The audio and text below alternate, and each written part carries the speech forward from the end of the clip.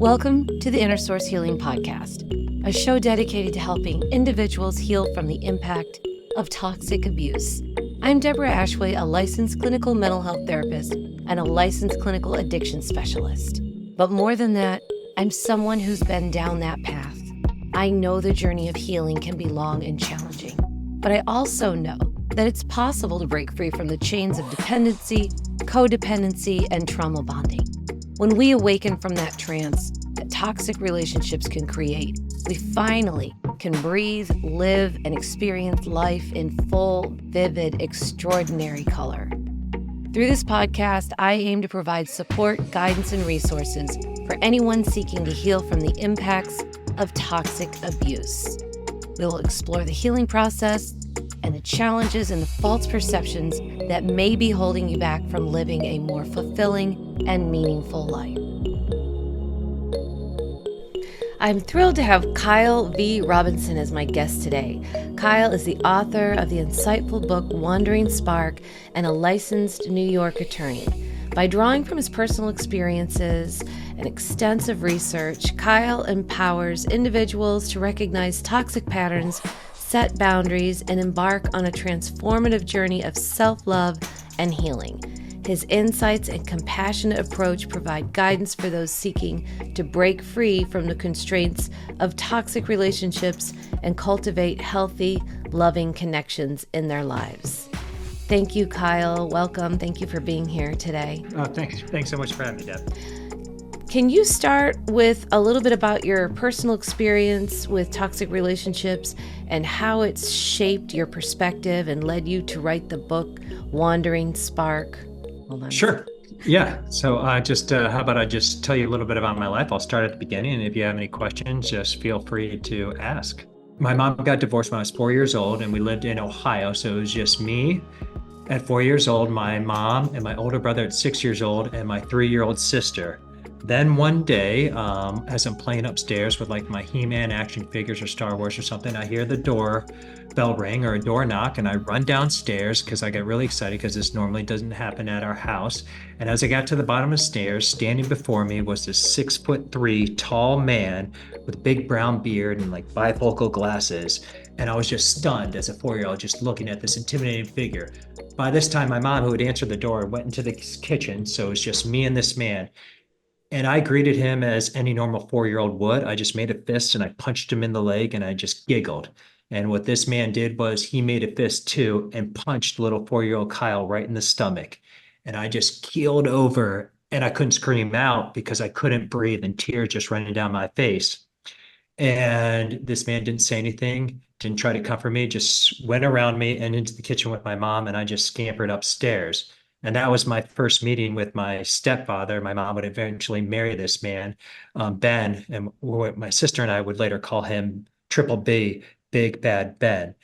And that was kind of my first memory in my life. And that's kind of how it was springboard of how my life kind of took off was my mom marrying this man.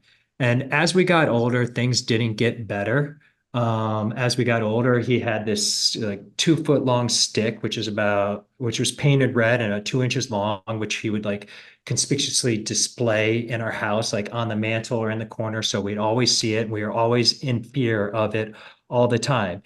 And you might say, well, what about your mom? Didn't she do anything about this? Didn't she stop this? And the short answer is no, because my mom just rationalized that it wasn't so bad. And she thought we really needed a father figure in our life and to raise us properly. So she made a lot of rationalizations for this and for him.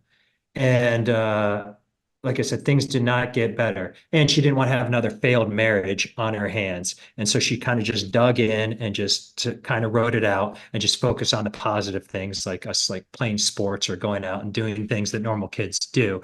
And she kind of pretended that everything was okay. She wanted to have this display on for other people that we had a happy, normal life, that she made a right decision with this guy.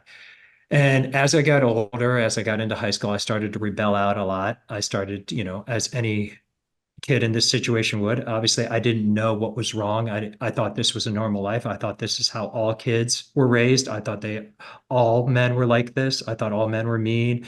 And so as I got older, I started to rebel out a lot. I got into fights in high school. I got into drugs. I started hanging out with the wrong group of kids. I started getting arrested, for fighting, assaults, drugs, underage drinking, you name it, hit and skip, all kinds of things. And eventually I got expelled from high school one year, so I had to repeat a year. And I got really frustrated because I couldn't understand why all my friends, and I say friends because they weren't really my friends. I just had a lot of toxic friends because I didn't think I deserved any better because this is how I grew up. And I thought I deserved friends who would call me names or put me down. So they weren't helping me either. And so I got expelled from school and I didn't understand why my friends weren't getting the same kind of trouble I was. And I didn't realize that they didn't have the same home life I did. And so I was really lost and I didn't know what was going on. So after I got expelled, I came back for my last year of high school. This is actually my sixth year of high school. And things didn't get better for me. But this year, my last year of high school, two amazing things happened to me this year. So first is that one one day I like failed a class or something like this, and I got really upset about it. And so what I decided to do was I wanted to change my life. This is actually before my sixth year of high school. I wanted to change my life. And so what I decided to do, I went and turned myself into drug rehab because I needed all this madness to stop. And so as a 17-year-old boy, when you go turn yourself into drug rehab, you just can't go up there and say, hey, I need to check myself in because you need to either be court ordered or have your parents sign you in. And so I had my mom come sign me into drug rehab. And not that I was some sort of alcoholic or addicted to drugs, but I had this problem and I was using the drugs as an escape and I just needed to stop this madness. And I thought this was the only solution because I didn't know. I didn't realize at the time it was the toxic behavior at my house. But this is actually a good thing for me because I went into drug rehab and I got away from my stepfather and I just stopped all of these things going around. But because I did go into drug rehab, I did have to take another year off high school. So it took me 6 years to actually get through high school. And so after this, after high school or after my drug rehab stint, I went back to high school. And this is my sixth year in high school. And this is when two amazing things happened to me that kind of changed the trajectory of my life. So when I went back, they actually just stuck me into in-school suspension in high school. And what in-school suspension is where you just sit in a classroom. You're not allowed to talk and you're not allowed to sleep. You have to sit there and do your schoolwork. And they bring all your schoolwork with you. You are allowed two bathroom breaks chaperoned. But what happened was, since I was in there so often, I got to know the in-school suspension teacher, Mr. Brady, and I was actually allowed to talk to him because you're allowed to ask about your schoolwork and anything like that. And Mr. Brady actually took me aside and talked to me, and he told me that he believed in me. He told me that I was able to do things like he told me I was hanging out with the wrong group of people. He told me that I could actually achieve great things. And this is the first time that a male role model like took me aside and gave me like positive support. And it was very eye-opening to me at the time because and Deb, when I tell you this, I really thought all men were just evil and mean people. And so this is the first time that this happened to me. So I'm like in shock that, somebody's actually wants to help me out and do something about it. And so I didn't really do anything about it at the time, but a seed was planted at the time that I was like, oh, all men aren't like this. Maybe I can do something with my life if I, believe in myself and, change everything. And so that was one of the first great things that happened in my sixth year of high school.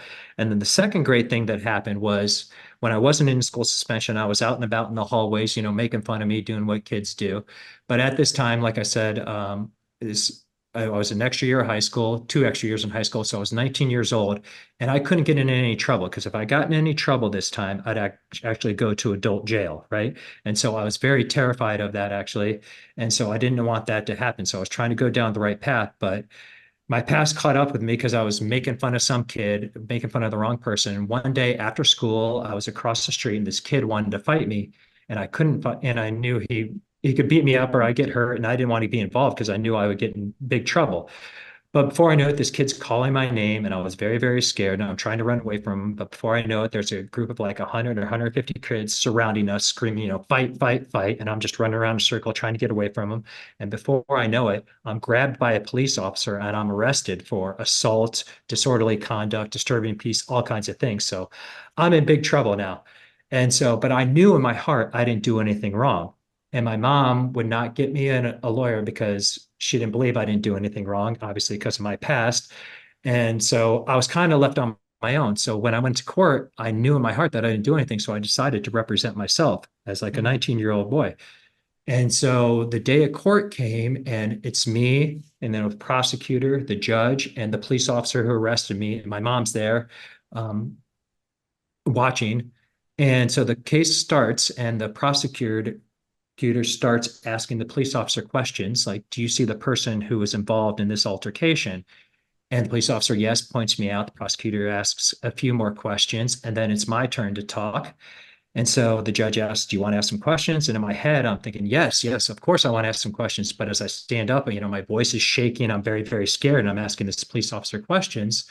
And I ask him, I go, well, where were you when this alleged fight, or where I allegedly assaulted somebody, where were you when this first happened? He goes, oh, I was sitting in my police cruiser. And I go, well, how far away was your police cruiser? And he goes, oh, about 100 yards. And I go, how many kids did you see? And he said, oh, I saw about, 125 kids. And I said, so you're telling me from sitting in your police cruiser 100 to 150 yards away through 125 kids, you saw me assault somebody? And he goes, well, I can't say that definitively. And that was it. That was all the judge had to hear, that I was found not guilty and the case was dismissed. And that was just another thing. I was like, oh my God, Mr. Brady was like, if I do believe in myself, if I do try, good things can happen and I can get on the right course. And that was just another seed planted. So after that, I did graduate high school. I graduated high school with a 1.046 GPA. My class rank was 346 out of 349. So I was a high school graduate, but obviously I had no prospects. So right after high school, I went to work at an oil change place. And just to let you know, Deb, I know nothing about cars, but I'm working at this oil change place. And I'm just working under a hood or under a car one day, changing oil. And I think, you know what? I want more out of life. This is not what I want.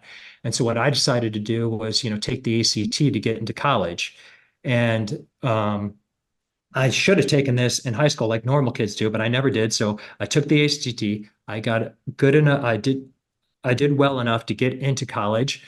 And my first semester of college, I was like, I don't want to mess this up. So I buckled down. I wasn't, drinking, smoke weed or doing anything like that. My first semester of college, I almost got a 4.0. I made the dean's list. And this is actually after, 6 years of high school, like I said, many times already in this podcast, and 1.046 GPA. I made the dean's list in college, almost a 4.0. So I was like, oh my God, I knew it. I knew I could do something.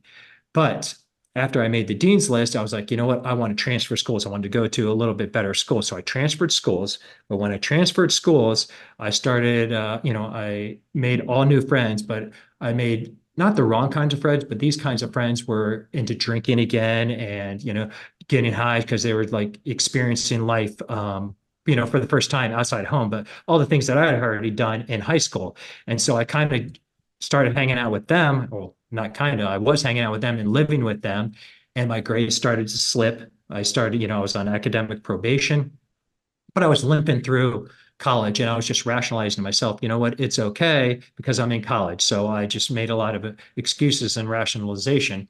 And all this time, I didn't have the support of my stepfather. Obviously, he didn't believe in me or anything like that. So it was kind of toxic. And not only that, I should have said this before, my mom was always pushing my stepfather on us by pushing him, saying she like made us call him dad. She made us tell us like we loved him. And it was very weird. Like I didn't realize, and I didn't think at this whole time, I didn't think there was anything wrong with this. I thought this was kind of normal, you know what I mean? Which is obviously not normal at all.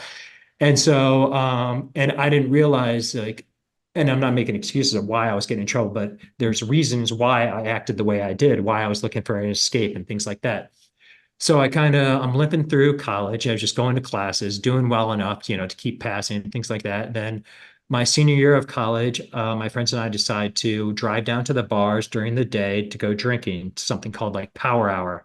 And that's where you like drink a shot every time the music changes or something like that. Anyhow, so we get really drunk down at the bars one day, and then we decide, you know what, let's drive home to change to go back out. So everyone hops into my Jeep, we drive home. And as we're driving home, we taken a left onto our street. I'm driving, I press on the gas, and I run into a telephone pole. Total, everybody in the hospital.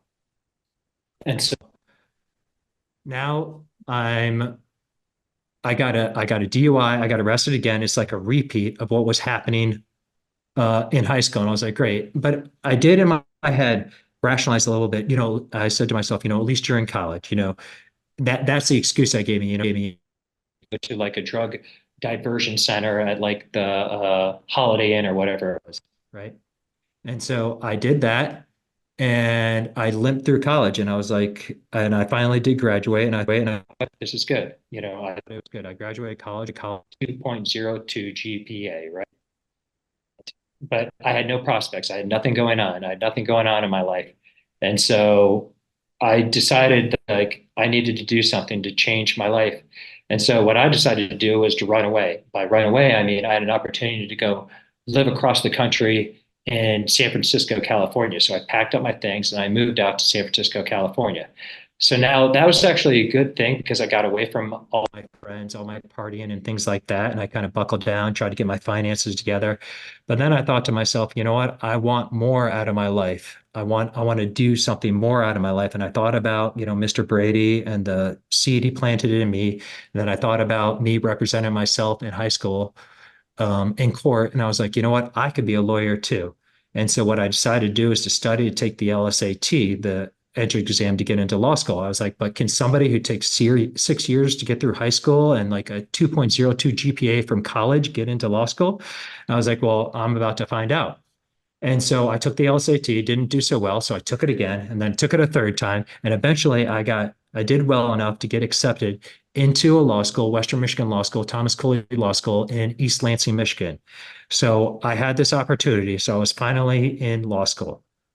I moved out to Michigan and I knew to take this very seriously because this was not like high school. This was not like college. I knew that I needed to hang around with the right people. So I found the two smartest kids in law school and just stuck with them all 3 years. And it's very easy to find the two smartest kids because they're always raising their hand. They're always answering all the questions. And I just hung out with these two kids all 3 years. And it worked because I made the dean's list one semester in law school. I even got the certificate of merit one semester in law school. That's getting the highest grade in one of my classes. And so things were going pretty well. So I thought. But to graduate law school, you need to take an internship. And so I just applied to internships in New York City. So I eventually got one in this matrimonial law firm. And I was like, great. So I'll move out to New York City. And so I moved out to New York City and I'm working at this matrimonial law firm, and I hated every second of it. It was an absolute nightmare because these men were working like 60, 70 hours a week and they hated their lives, just trying to get billable hours to their clients. And it was just a very, very bad experience for me. And not only that, I was having like panic attacks because I was very scared of what was going to happen after I was done with law school. Because in order to be a licensed attorney, you have to take something called the character and fitness exam. And that's where they do this whole big background check on you about everything you've done bad in life. They take your fingerprints, everything. And so I was terrified. And I really thought all 3 years of law school that I wasn't going to be able to pass the bar. I rationalized, you know what, I'll just have a Juris Doctorate. That's fine. I won't be a lawyer. This will be good enough for me. And I was always living in fear. And I'm no joke. I was so terrified of like trying to pass the bar or take this or exposing myself to the character and fitness to myself. I like talked to myself that I talked myself out of it. In my head, I was not going to try this because I was so scared, right? And so I eventually graduate law school and I was like, okay, what do I want to do? Do I want to try to be an attorney? And I was like, I've gone this far. I have a Juris Doctorate. Do I want to put myself through this character and fitness evaluation? I was like, you know what? I might as well try it. And it says, it's easy for me to say now, but I'm telling you, Deb, at that moment, I almost did not do it. I was so terrified to do it. Like I was almost rationalized, like, why even put yourself through it? Because I would have been devastated if I would have tried to do it and didn't work out. And so I had to fly back home to Ohio. I had to go to all the police stations and get all of my certified records of all my arrests, which took a while. And I came back and I turned it into the character and fitness board. And in order to pass the character and fitness evaluation, you actually have to get interviewed by an attorney, like a member of the bar. So on the day of the interview, they have all these law school graduates in there, and these all these kids are through their interview, and it's taking them like 2 minutes. They go in there, in and out. You know what I mean? I sat in there for 2 hours, and asked them what was taking so long, and they said they had to call in a special prosecutor to come ask me questions because when this woman showed up to interview me, she had this big file on me with red marks coming out and things like that, and so I was like, oh, great, here we go.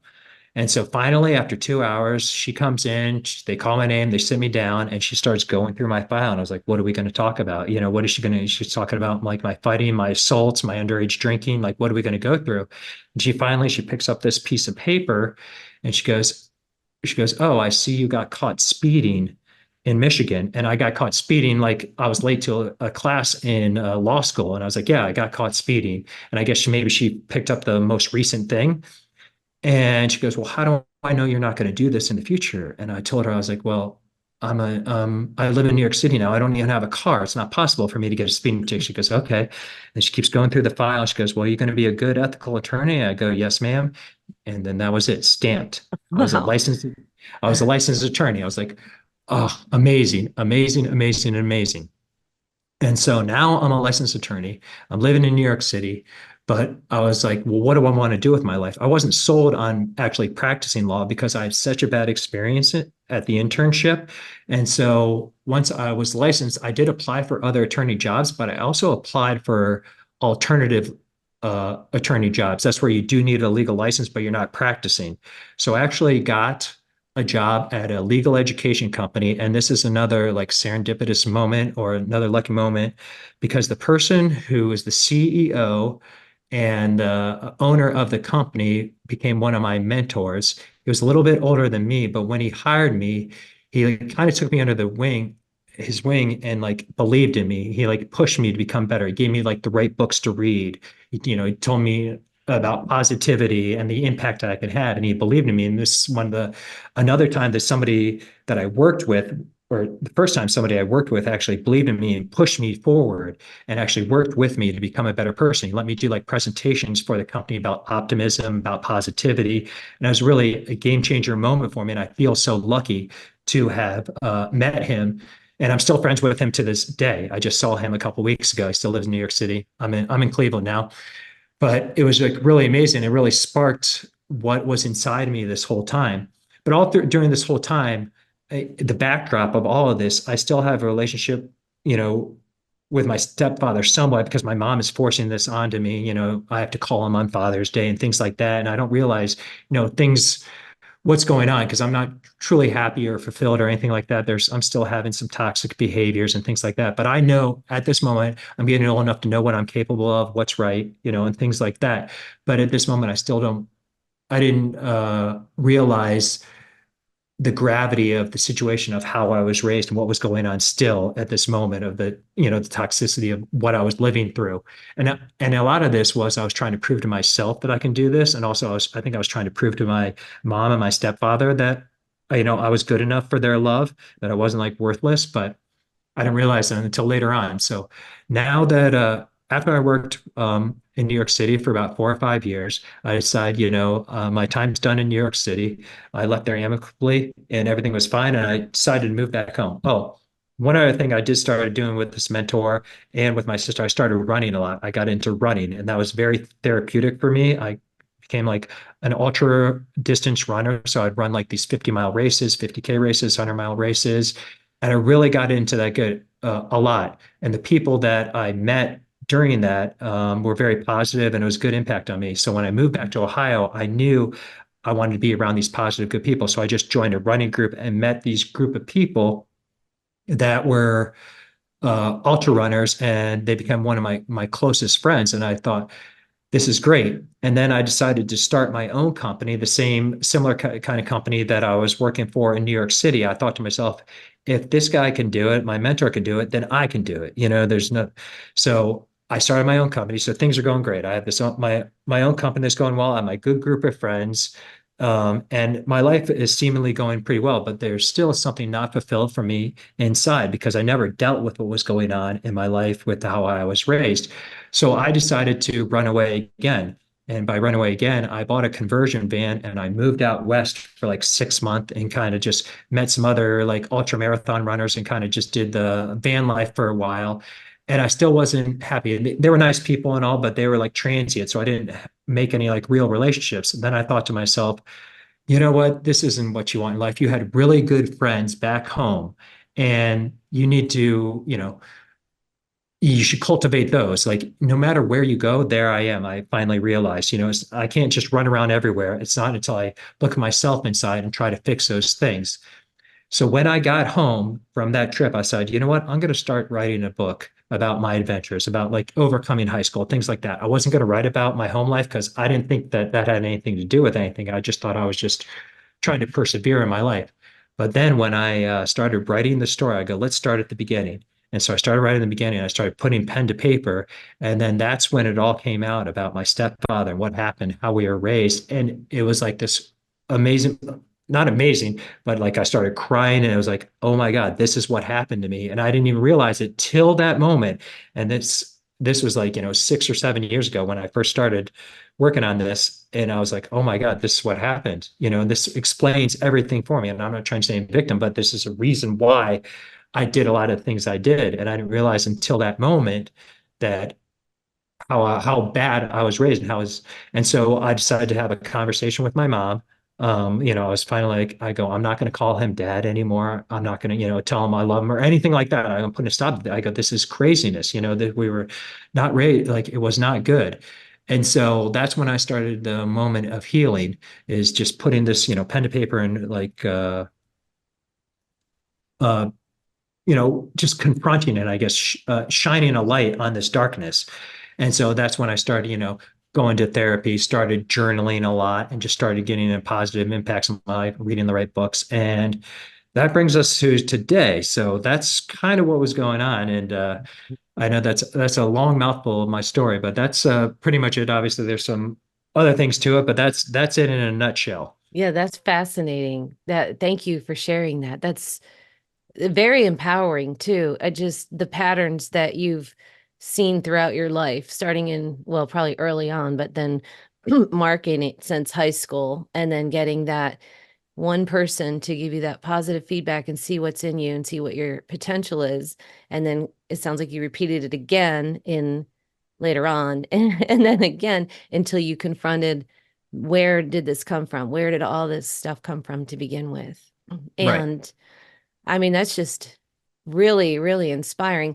Can I ask you, what do you have a belief system behind this? Like anything greater than yourself led you to this, or anything inside of you? Well, I always had a little bit of belief in me, but I just needed somebody else to push it, to believe in me too, just to cultivate it a little bit. And lately, what I've been, and therapy has obviously helped out a lot. I would do, IFS therapy, if you're familiar with that, internal family systems. I read a bunch of Dick Schwartz books, got a IFS therapist. And Jay Earley has actually a great book called Self Therapy, which I'm going through right now. And then also what I'm reading a lot about is Stoicism, that philosophy about Stoicism, just focusing on things you can control. So that's really helped me out a lot as well too. So that's really and the most important thing that I got through all that is just, the positive people in your life and all, and just believing in yourself is really what got me through it. And I'm not saying I'm all healed and I'm happy go lucky all the time, you know what I mean? But I'm a lot better than where I was before I started working on myself and looking inside instead of these outside factors. Yeah, and I think it's a lifelong journey anyways. I don't think, we're meant to ever just get there fully and be happy all the time anyways. Right. We're always learning about ourselves. How it sounds like you were able to identify some of these toxic patterns in your own behavior and then work towards improving yourself. Um, and it sounds like it almost happened at a time that was going pretty good. You had your own business, you were running, you had a group of people. What brought you to that conclusion? You said you felt like something missing. How did you identify that? Not missing. I just wasn't happy. Like because seemingly on the outside, like you can try to achieve all these things, successes and goals, these, outside things and it just like this wasn't working. Like it wasn't working for me. It doesn't matter what you achieve or the car you have or the money you make.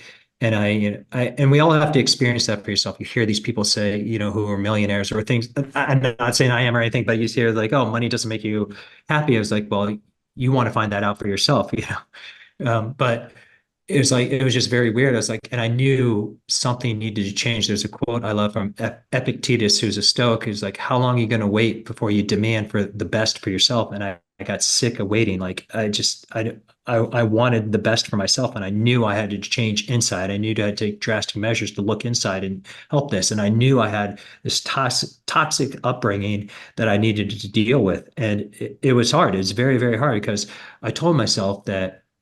I was like, oh no, my story's different. I'm not like everybody else. Like, because my mom's still with this man to this day. You know what I mean? And so it was hard for me to like do this because I had to confront my mom about this. And it was pretty hard for her because she's not gonna leave this man or anything like that. And so I had to focus on me. I was like, I need to heal first before, I can't like make my mom happy or anything like that. I can't be unhealthy or to my own detriment just to make her happy, just to pretend. And just got sick of it. So I just wanted to be happy inside and just heal and just hopefully be able to share my story to help others. So I just knew something wasn't right. Not that something was right. I knew I could heal inside. I knew things could be better. And I knew I needed to focus on myself and heal myself and work on things. So just kind of like a feeling that you had. Yeah. Yeah. Are there people that have some other experience, like someone, like how else would people come to that conclusion, you think? Yeah. Right. I guess that would be it. That's what I was kind of wondering, just for people that are listening, how can they identify the patterns of their own behavior that has maybe developed from being in, unhealthy and toxic relationships? Right. And I think it's easy to rationalize too. I mean, I could rationalize the other way, like, I have a good job, I have a good, Hmm. I have great friends, everything else is going well.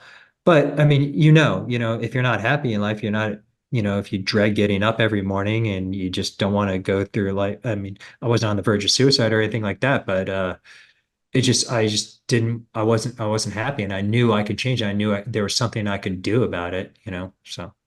So was that kind of the transformative moment when you started writing, and it sounds like then you were allowed kind of facing some of the stuff that maybe hadn't surfaced before and allowing the feelings to come through.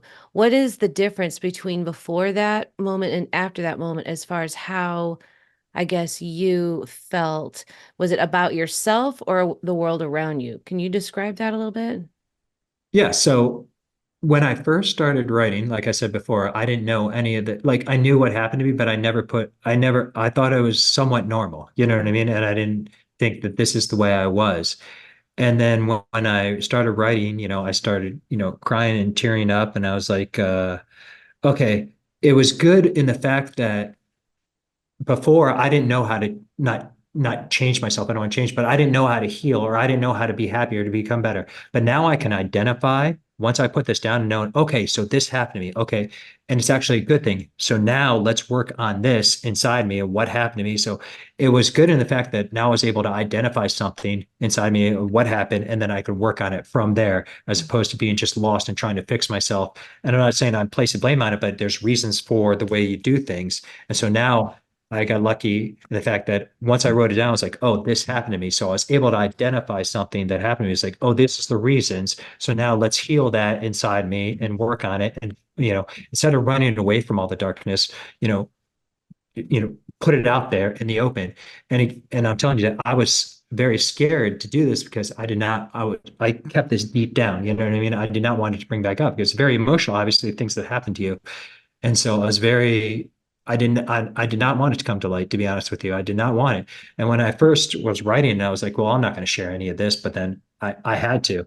And so I put it all in there and it just, and I'm not saying everything was great afterwards, but it was good to know that this happened so I'm able to do something about it. So what I'm saying is the best thing about it was I was able to identify it and, bring it out instead of just hiding it, and just making it, inside of me where it's just growing and bubbling and just becoming worse and just infecting me. Hmm. And I think that takes a lot of courage to be able to do that. And I think that's where, that's the point that I'm seeing a lot of my clients at, is that facing it and bringing it out and feeling the emotions. And then what I see happen most is the self-blame and shame that comes up with it, which seems to be the worst part always. Yeah, there's going to be sadness and grieving going, oh, I thought that these people, I guess as the facades fall apart and you realize all the things that have happened. How were you able to, did you go through therapy? Did you do that on your own while you were writing? And how were you able to comfort yourself or get through that or find the courage to get through that and bring that up? Well, so yeah, I've saw a lot of therapists, and it didn't none of them really stuck until I really started doing the IFS therapy, which it really helped me out a lot, which I didn't do until after, like right before I published the book is when I really started getting into that. But journaling helped me out a lot too, because just writing about what was going on in my feelings, because there was a lot of patterns in there. And so that's what I really got me through it. But also I knew in my head, like I knew that I needed to change my ways, or else my life would keep going like this way. You know what I mean? My life, or I would fall down that hole again where I like, there's patterns in high school and college. If I started going down this road again, there would be another incident. If I didn't heal this, it would just repeat it over and over and over again. And so I wanted just to stop it and just and I knew I was capable of so much more. I don't know if everybody has this, but I had this belief in myself. I always had it. And sometimes it was just, very, not very bright. And now, and then it grew and I would just stuff it down, but it was always there and never went away. And so I always believed that things would get better, that I could do something with my life or that I could become better. So I always had this belief. So I don't know where that came from, but I'm just glad it didn't get extinguished completely. Yeah, that's good. Do you still have contact and you still have contact with your stepdad and your mom? Mm, I have not talked to my stepdad since like the 6 or 7 years ago when I started writing the book. And so because I as that point I was like, why am I doing this? Because it's like, and I do still talk to my mom, but it's very strained because she's still with this man and she won't leave him. And so it's tough, like I said, but it's I can't control like how she what she goes through or how she thinks. And I know in her heart, like she loves me. She's doing the best she can. And I'm not trying to make excuses for her or anything like that, but I just need to focus on me and healing me. And obviously I want my mom to be happy. But there's a point in my life where I have to heal before I can try to help her heal. And that's where we're at right now. And so she's got a lot of things going on, and I'm sure she's with this man for a reason. But yeah, it's tough. It's tough because as I got older and as I went through therapy, I finally realized that she put him before us, which was a big problem. I didn't realize, like, so I didn't feel as loved or supported or anything like that because he was ahead of us. And like as a child, when I thought I was the one who was wrong, you know what I mean? And because my mom made me feel that way and my stepfather made me feel that way. And I'm not saying I'm vindicated now. It's like, oh, I knew I wasn't wrong, but Mhm. now at least I know that something wasn't right. And I had like a proper reaction when I was a kid, like that there was something going on that was not on the up and up. I wasn't a bad kid. I was just reacting to this toxic, environment that I was in. So yeah, going right now, it is strained with my mom, but I'm gonna, I'll always, talk to my mom because I know she's trying to do her best for me, but I can't control her or her relationships or anything like that. I can just gotta focus on me and what I can, bring to the table. Mhm. Yeah, and that's how the early programming starts with the belief that you're the one wrong. And there's usually a lot of gaslighting going on, meaning trying to alter your reality or your sense of self for the benefit of maintaining that something else. And it sounds like she had put him first. And I don't know what your stepfather's issue was, but he obviously had something that he was prioritizing. And you were the child that kind of got in the way. So usually there is a lot of gaslighting there, and that's where the programs come from, and that's where those self-beliefs come from. How can people who are currently in situations like that recognize and avoid the gaslighting? Well, I think it's tough, because once you're in it, like, you don't know what's right because you love this person and you would think that they want the best for you. But if you feel that something is wrong, or if you share your feelings with somebody else and say, hey, this isn't right, that I think those are the red flags that you might want to pick up on. But also it's hard, it's tough because it took me a long time. Like I was still calling my stepfather dad up to still 6 years ago, 7 years ago. My mom would sign cards, love mom and dad, you know what I mean? And that takes a toll. Like, I want to say brainwashing, but like, I was like, oh, well, I should do this. I'm doing this for her, but it wasn't right. At some point, you got to put your mental health ahead of anybody else's. And it's tough. Like I said, I don't know if I would have ever came to this point if I didn't start writing about it. I would have just been going around life, just angry and upset and not knowing what was going on. So it's tough. And I don't have all the answers for that, but it's just kind of realizing, in your heart, what is right and what is not right, and just asking other people and seeking help and trying to figure it out. And I would recommend people just write it down, write down your feelings, write what's going on, write it all out, and just, it's not going to heal right away, but you'll see some patterns in your writing, in your journaling, and hopefully that'll spark something that'll spark some change. That's really good advice. Yeah, exactly. Um, can you talk a little about the other relationships in your life that you had to go through? Because it sounds like there's been a series of friends that weren't so good, and then you had to let all of them go, and then I don't know if that happened again. But how do you go through that? How do you help people recognize when they're in toxic friendships, and maybe sometimes they have to let them all go, and people can't do that? Right. Yeah. I used to tell people, it's better being by yourself than with like negative people. Like it, and it's tough though, because it's tough. I get it because I've been alone before. It's tough being lonely, but in my friends in high school, and I was the same way too. So I don't want to say they were all like this. Like we put each other down, and I thought this was normal. So you have friends that are calling you a loser. Friends that don't want the best for you, friends who would ditch you to go do anything else, friends who don't invite you to places.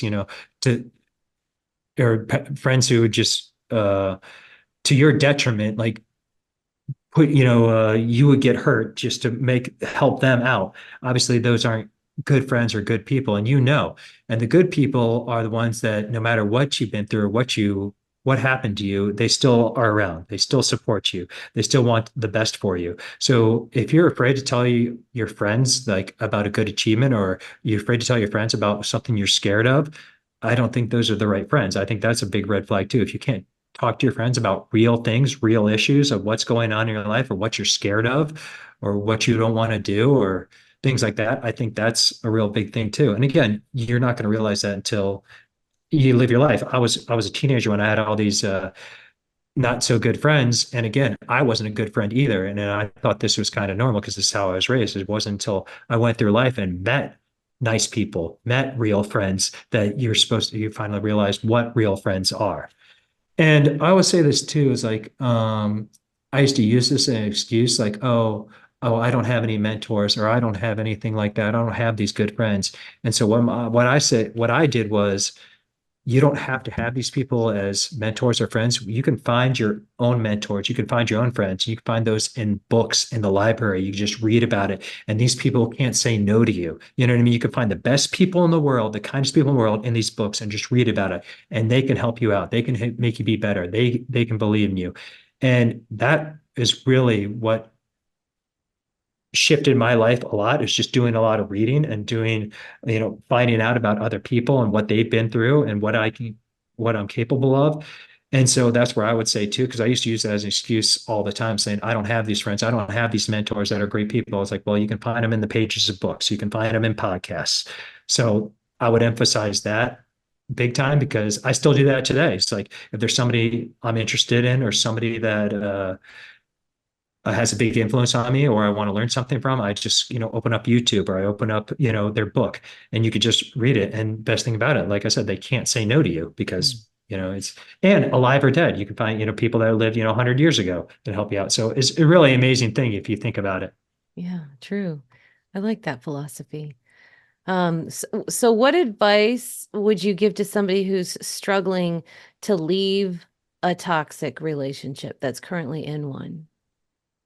Well, first I would understand it's tough. It's really tough. And so, and also I know you're making a lot of excuses because I used to make excuses saying, no, my situation's different. You Mhm. know, I used to say that mine's different than yours. Mine, no, I can't leave it because of this, like they're my mom or they're my sister, or we have this special connection. I grew up with them. Like my situation's different. And so I would say everyone's situation is different because I used to use that as an excuse all the time. Like I said, my mom is still with my stepfather. So, and I was like, oh, my situation is different too. So I can't like really leave this. I can't like get away from it. You, my advice would be you have to put yourself first. You have to look at what kind of life do you want? What do you want? Do you want to keep doing this? Because you're going to have the same results that you've had before. And I know, and I understand it's very, very hard. And you might not do it right away, but eventually you're going to get sick of it. I mean, if you're not sick of it right now, and then just have to ask yourself, is this kind of life you want to live?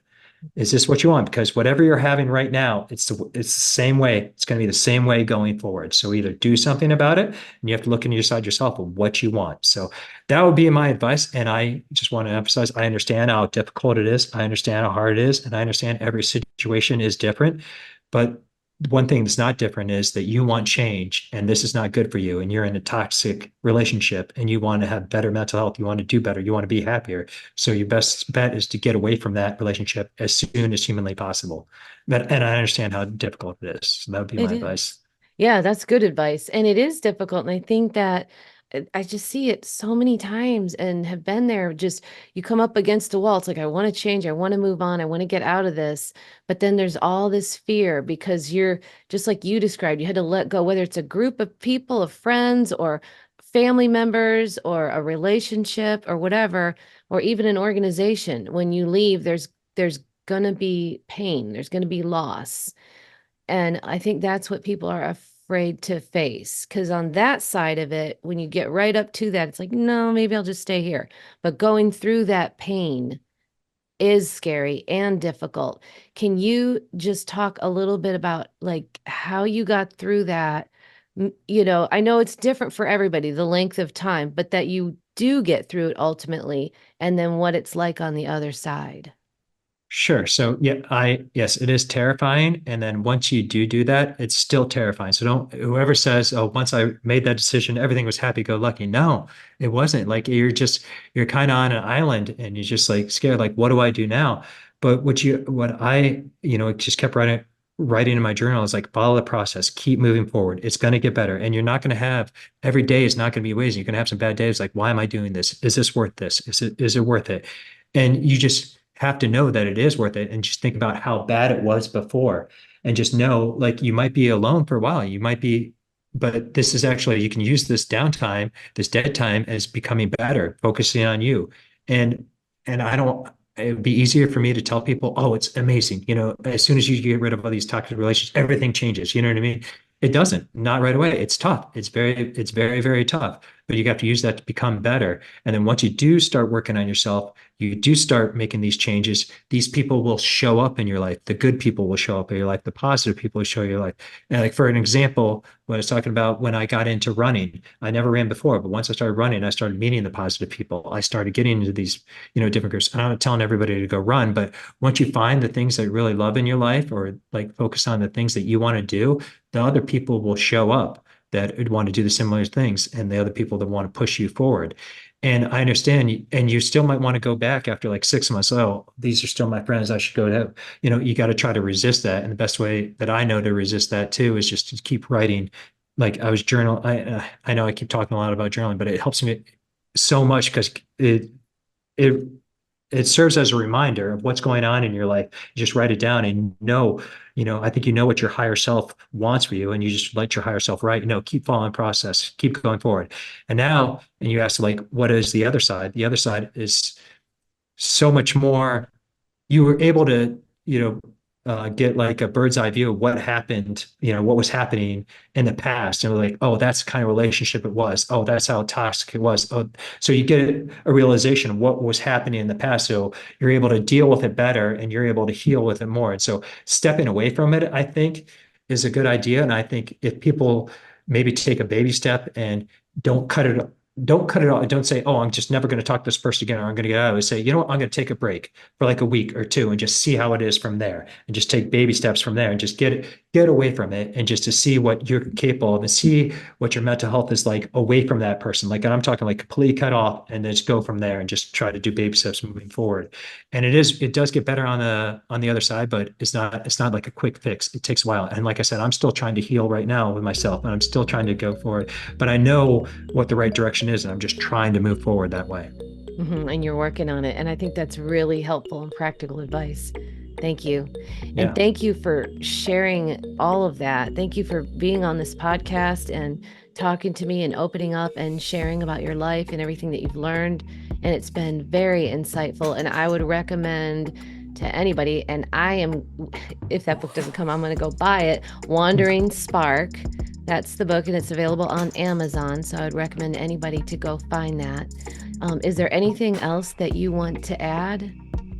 No, I just want to emphasize one of the things. It's just remember, it's the people in your life that are going to have the biggest impact on you. So it depends on who you're hanging around. That's the kind of person you're going to be. So either you want to hang around with the people that are pushing themselves forward, the people that are happy, the people that are doing something good with their lives. If you hang out with those people, you're going to be the same way, and it goes in the opposite direction. Too. And also, your past does not predict your future. And obviously, from my story, you know that it doesn't matter where you come from. You can change things, and you can do what you want to do and be who you want to be. And also, just the belief in yourself. Just if you believe in yourself, amazing things can happen. Just don't forget, don't ever let that go, that little belief in yourself. Always hold on to that and always latch onto it, and that can propel you forward. So that's it. Thank you. You're welcome. Can you share how people can get a hold of you, or if there's other ways to find your book? Sure. So, my website is kylevrobinson.com, and then I'm on all social medias as Kyle V. Robinson, V as in Victor. So Kyle V. Robinson on all social medias. Okay, and I'll be sure and include that in the show notes so that people can find you. Great. Again, thank you so much for joining me today and being a guest. You're welcome. Thanks for having me. Thank you for listening to the Inner Source Healing Podcast, Healing from Toxic Abuse. It's important to give yourself the self-compassion that you deserve, and remember that your feelings matter.